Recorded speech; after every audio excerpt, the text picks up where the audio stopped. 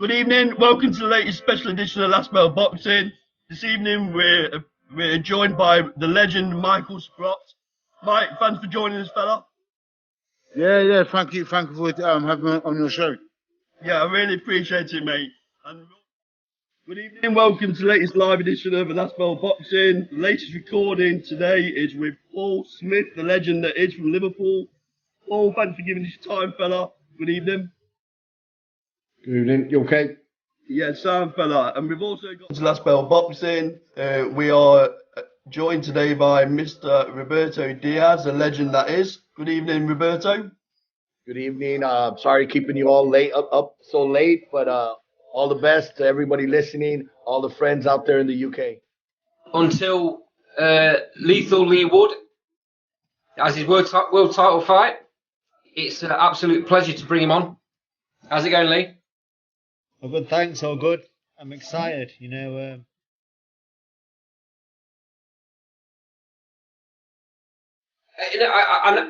see where he's coming from there. That's it. Chisora's a gatekeeper, isn't he? Yeah. Yeah. He's a good yardstick to put Joyce in with, in fact. That's what was the word I was just about to say there. He said that. He is. Joyce He is. is all wrong for Del Boy. All wrong. If you walk him through Chisora, put it this way. I'm talking about if he stops Chisora, that tells us exactly where your Joyce is. I'm talking about levels because she's always been in with all the others, hasn't she? He'd stop him. My view is he'd stop him. Right. Well, let's get the fight on, and you'll be proven right or wrong, won't you? Well, this is what I'm saying. That's the sort of fight that tells us where Joyce is. Mm. Well, don't forget Takam gave AJ a fight. Takam gave Del Boy a fight where he virtually knocked him out. He was hanging on the ropes and knocked him out, didn't I? From memory. He wasn't hanging on the ropes. He was taking He was massive. Before he got laid out cold by Chisora, the guy that you say's shot. Yeah, but it would have happened with Joyce. He'd jab his head off. So is Joyce going to get no credit when he knocked Takam out then? He'll get the same credit that Chisora got. That's what I'm saying. That's Chisora's level. Let's put Joyce in with Chisora. Chisora's been with all those others we've just been talking about that are at fringe world level. We'll still find out whether Joyce is at that level. Who off Dillian White's resume does Joyce not beat then? Well, I don't know. Do you think he beats Joe Parker right now? You've got Close fight, I'll give you that one. But I'd argue Parker's improved since fighting Dillian. Did you give us a prediction? It'll probably end up going to points. Point. Fair enough. So the next What fight. do you say, Carl? So at the minute, Campbell and I'm struggling with him. The devil on that shoulder thing. It's unfair putting that much pressure on the kid because obviously from his debut match we've been pushing the Aston name and Blue Moon and all that crap. But this shoulder's saying you better be able to handle the pressure because you're carrying that surname. But he needs time, like Andy says, to go up through the levels, learn his ring craft.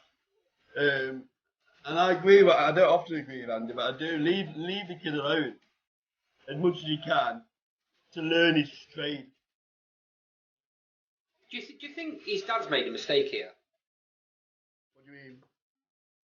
Pairing him up with Matchroom straight away. Yeah. Shouldn't he have gone down the small all route first?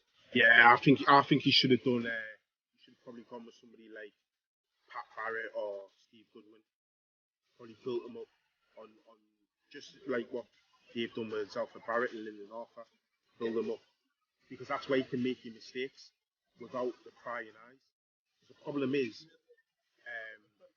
a lot of the criticism is going to be heavy from the casual fans because they don't understand. So what us boys are saying about his lack of amateur experience, which is pretty key and was evident in his first fight, how he gassed out. How often do you see that on somebody's debut?